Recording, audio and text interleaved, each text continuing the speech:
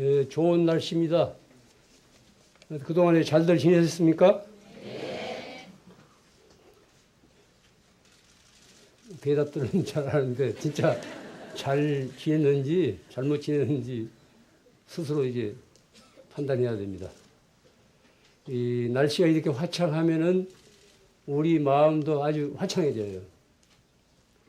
왜냐하면은 이 몸 자체가 우리들 자체가 이 자연의 일부분이기 때문에 이 대자연의 상태에 따라서 그 작은 자연도 그렇게 공감합니다. 예, 지금 온 천지간에 이 꽃이에요. 봄 기운이 지금 사방에 철철 넘치고 있습니다. 이런 때 이제 마음이 여린 사람들은 꽃 멀미를 알아요. 봄이 와서 꽃이 피는 게 아니라 꽃이 피어서 봄을 이룹니다. 꽃이 없는 봄을 한번 상상해 보십시오. 만약 꽃이 없는 봄이 온다고 할 때 그건 봄일 수가 없죠. 그런데 미래 이 환경학자들은 미래 이 다음 세기에 가서는 봄에 꽃을 보지 못할 수도 있을 거래요. 지금 이렇게 이제 지구가 환경이 훼손되고 있는 이런 상태로 계속 지속되면은 봄이 와도 어디서도 꽃을 볼 수 없는 그런 때가 올 거랍니다. 우리가 꽃을 보고 좋아하는 것은 우리들 마음에 이 꽃다운 그런 요소가 깃들어 있기 때문에 그렇습니다. 아무 생각 없이 무심히 자연의 아름다움을 바라보는 일은 즐겁습니다.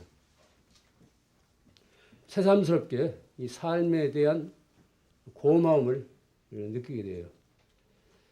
우리가 지금까지 우리가 지금 오늘 이 자리에서 이렇게 살아있기 때문에 이런 꽃의 아름다움도 누릴 수가 있습니다. 그렇지만은 무엇인가 쫓기는 사람들은 이런 아름다움을 받아들일 여유가 없어요. 모든 사람들이 꽃을 보고 다 아름다워하는데 무엇인가 쫓기는 사람들은 꽃이 피는지 마는지 새잎이 돋아나는지 마는지 전혀 관심 바뀝니다. 사람은 무엇에 쫓겨서 살아서는 안 됩니다. 그것은 자주적인 삶이 아닙니다. 바삐 돌아가는 세상에서는 늘 시간에 쫓기게 마련이에요. 뭐 출퇴근 시간 혹은 회의 시간, 오늘 또 법회 나오느라고 서두는 그런 시간, 또 누구를 만나는 시간, 일어나야 할 시간, 뭐 약속 시간 등등 거의 시간의 틀에서 벗어나지 못합니다. 그럼 시간이란 뭡니까? 그것은 사람이 그어놓은 금이에요. 사람이 만들어놓은 금 같은 것입니다. 라인이에요. 물리적인 시간은 분명히 존재합니다. 특히 공동생활에서는 그런 물리적인 시간은 필요합니다. 만약 제멋대로 출퇴근하거나 제멋대로 시간을 지키지 않고 놀아난다면 그 공동체에서 큰 혼란이 일어날 겁니다. 물리적인 시간은 분명히 필요하고 존재해야 됩니다. 그러나 심리적인 시간은 그 성질이 달라요.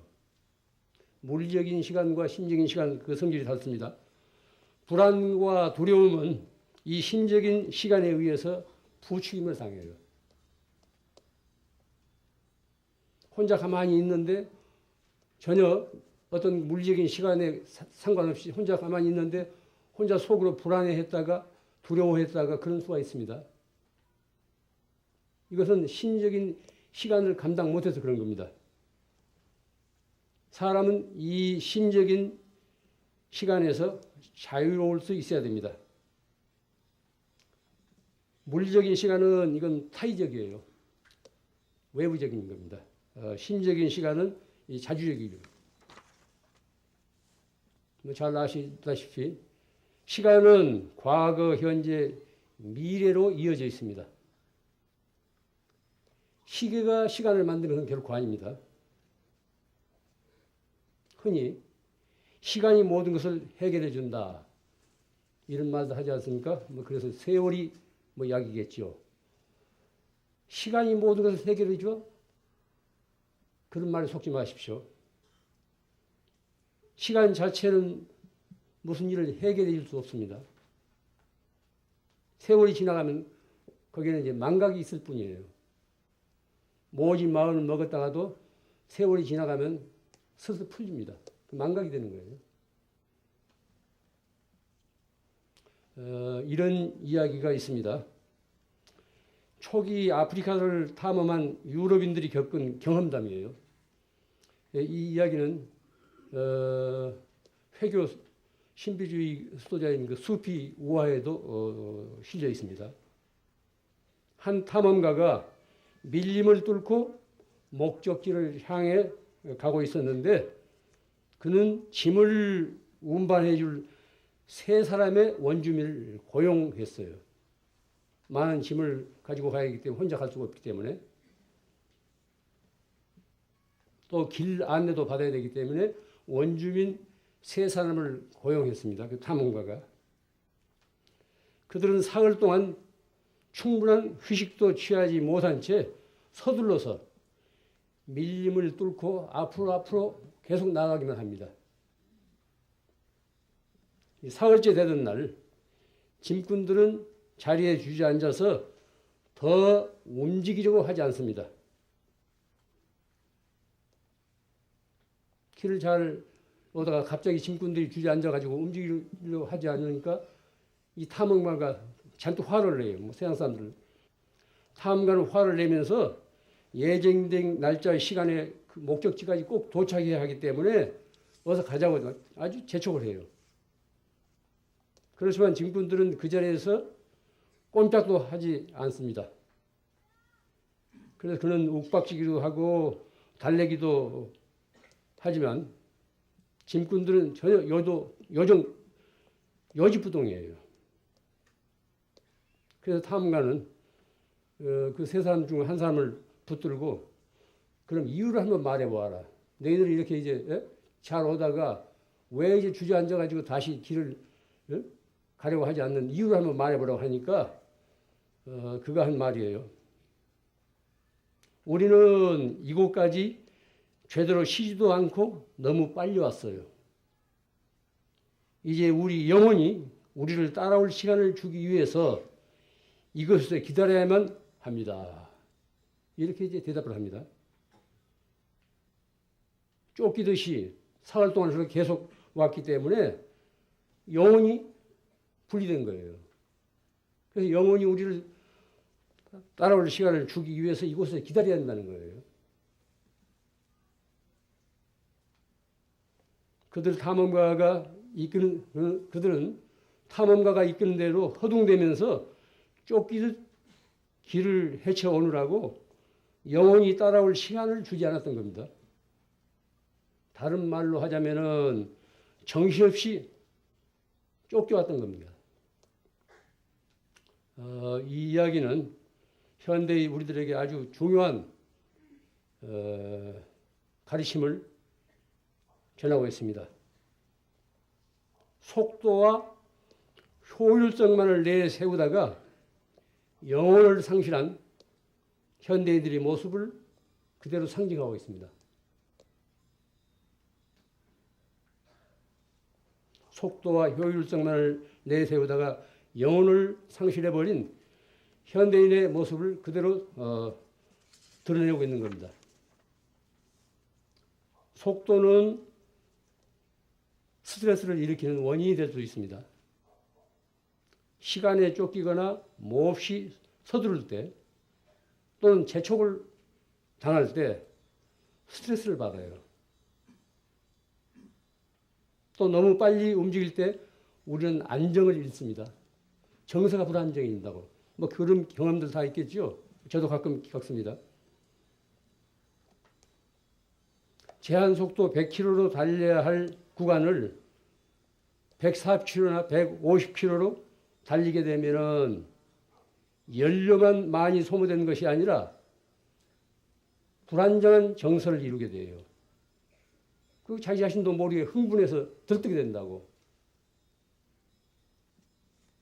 그리고 피곤이 가중됩니다. 스트레스가 쌓이는 겁니다. 그래서 본의 아니게 사고들을 일으키지 않습니까? 속도라는 그런 거예요. 속도와 효율성은 아주 냉혹한 비인간적인 것입니다. 너무 서두르는 바람에 제정신을 차리지 못해 실수를 저지르는 일이 적지 않습니다. 특히 이제 어떤 직장이라든지 마감 시간이 있지 않습니까? 뭐 신문사건, 방송사건. 마감 시간이라는 게 아주 비인간적인 거예요. 원서 제출 마감 시간. 뭐 아우성이지 않습니까? 차분히 생각하면서 일할 수 있는 여유가 필요한데 사람이 기계가 아니기 때문에 감성을 지닌 사람이기 때문에 차분히 생각하면서 행동할 그런 시간적인 여유가 필요한데 계속 쫓기다 보면은 엉뚱한 데로 뻗어나갑니다. 아프리카 그 원주민들이 표현대로 무슨 일에나 영혼이 따르지 않으면 불행해집니다. 바삐 서두르는 사람은 제정신이 없잖아요. 뭐 더 말할 것도 없이 우리는 행복하기 위해서 삽니다. 이 풍진 세상을 왜 우리가 삽니까? 행복하기 위해서 산다고 한마디로 하자면. 불행하기 위해서 사는 사람은 아무도 없습니다. 행복하기 위해서 사는 이 세상인데 카드 빚을 갚기 위해 자신을 낳아 길러준 어머니를 살해하는 이 막대한 세상에서 삶의 기준을 어디에 두고 살아야 할지 다시 묻지 않을 수 없습니다. 우리가 지금 사는 세상이 이런 세상이에요. 어떤 한 집에서만 일어나는 일이 아닙니다. 어디에서나 일어날 수 있는 그런 개연성이 있는 그런 세상이에요. 왜냐하면 우리가 너무 안정감을 잃고 제정신을 잃고 바삐 쫓기면서 살기 때문에 온전하게 생각하고 행동할 그런 여유가 없는 겁니다. 무엇보다 먼저 마음의 안정을 이루어야 합니다. 기본적인 거예요. 마음의 안정이 없으면 모든 것이 뒤틀립니다. 마음이 안정돼야 사람의 도리를 생각할 수 있고 주위의 사물을 제대로 인식하고 받아들일 수 있습니다. 우리가 다 같이 바라는 행복은 온갖 생각을 다 내려놓고 세상의 아름다움을 바라볼 시간을 갖는 데서 그 움이 틉니다. 복잡한 생각, 미운 생각, 고운 생각 다 이제 부려놓고 그저 무심히 자연을, 아름다움을 바라볼 수 있는 시간을 가져야 돼요. 그래야 그 안에서 행복의 싹이 틉니다. 진정한 행복은 이 다음에 이루어야 할 목표가 아닙니다. 우리는 늘 이 다음에 뭐 이것저것 다 일해 마치고 어디 시골에 조용히 내려가서 집이나 한 채 지어가지고 그때부터 이제 무슨 행복을 마련할 거고 이런 그 설계들을 하는 사람들이 없지 않습니다. 진정한 행복은 이 다음에 이루어야 할 그런 목표가 아닙니다. 지금 당장 이 순간이 존재하는 겁니다. 우리가 살아오면서 되돌아보세요.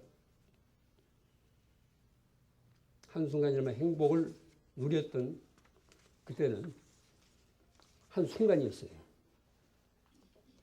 미래가 아니었습니다. 그런데 대부분의 사람들은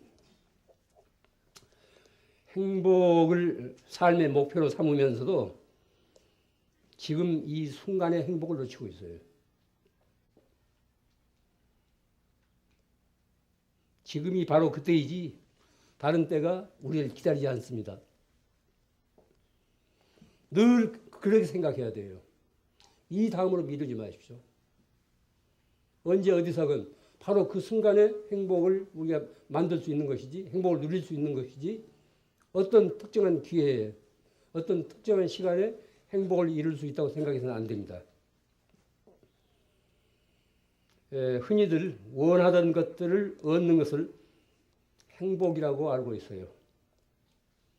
뭐 자동차를 가지고 싶은 사람은 자동차, 또 어떤 가구, 또 어디 요새 또 이제 5월달에 뭐 있다 보니까 한 자리 하고 싶은 그런 권력, 또 이제 뭐 자기 짝을 갖고 싶은 사람, 이런 욕망을 이루면은 행복해하고 이런 욕망을 이루지 못하게 되면은 불행하다고 생각합니다. 원하던 것을 막상 갖게 되면은 한동안은 흐뭇하고 느긋해할지 모르지만은 머지않아 시들해집니다. 다 우리가 겪은 일이에요. 머지않아 그렇게 소중하던 것이, 그 소중하던 물건이 머지않아 시들해진다니까요. 거기 있는지 마는지 쳐다도 안 보게 돼요.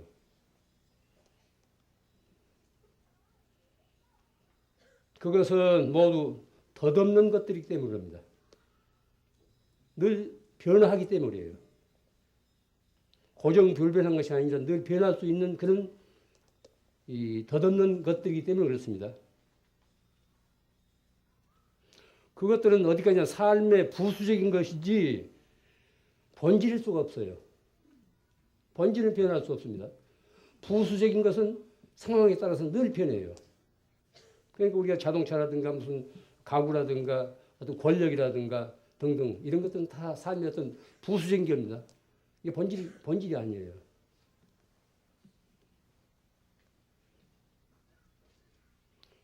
부수적인 것과 본질적인 것을 분별할 수 있어야 됩니다. 본질적인 것에는 우리가 가치를 부여해야 되지만은 부수적인 것은 그렇게 가치를 부여할 수 없습니다. 행복은 요구하고 추구할 수 있는 것이 아닙니다. 주어지는 거예요. 행복을 우리가 요구하고 추구한다고 해서 달성할 수 있는 것은 아닙니다. 그건 우리에게 주어지는 거예요. 선물이에요. 추구하거나 요구하게 되면 행복은 우리를 비켜갑니다. 지금 이 찬란한 봄날에 이 순간을 우리가 사람답게 살 수 있다면 이 안에 행복은 깃들어 있습니다. 거듭 말씀드립니다. 무엇에 쫓기듯 살아서는 안 됩니다. 영혼이 미쳐 따라올 수 없도록 그렇게 살아서는 안 됩니다. 안정된 마음, 차분한 마음으로 사물의 아름다움을 음미하면서 자신의 삶을 행복하게 가꾸어야 합니다. 나무들만 꽃을 피우는 것은 아닙니다. 우리 인생도 저마다 자신의 기량을 마음껏 드러낸다면 그때 그곳에서 향기로운 그런 삶의 꽃을 활짝 피울 수 있습니다. 사람은 누구나 행복하게 살 능력을 지니고 있습니다. 그러한 잠재력을 묵혀두지 말고 마음껏 발휘해서 세상에 조화를 이루어야 됩니다. 행복은 앞으로 다가올 미래에 있지 않고 바로 지금 이 순간의 삶에 있다는 사실을 거듭 명심하기 바랍니다. 이 눈부신 봄날 활짝 문을 연 꽃들한테서 행복하게 사는 비결을 더 구체적으로 들으면서 오늘 하루 이 자리에서 마음껏 행복을 누리십시오.